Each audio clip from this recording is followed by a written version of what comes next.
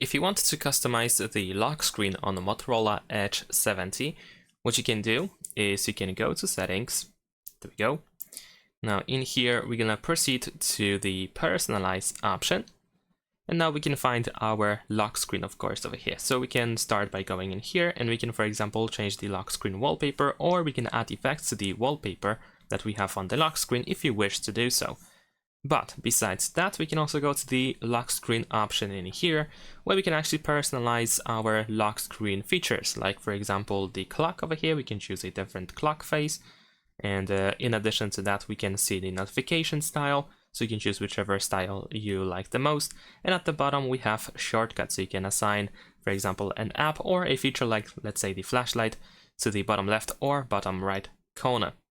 And unfortunately, that is pretty much it. We cannot change much in here. So once you are done with these changes, you can just simply go back over here.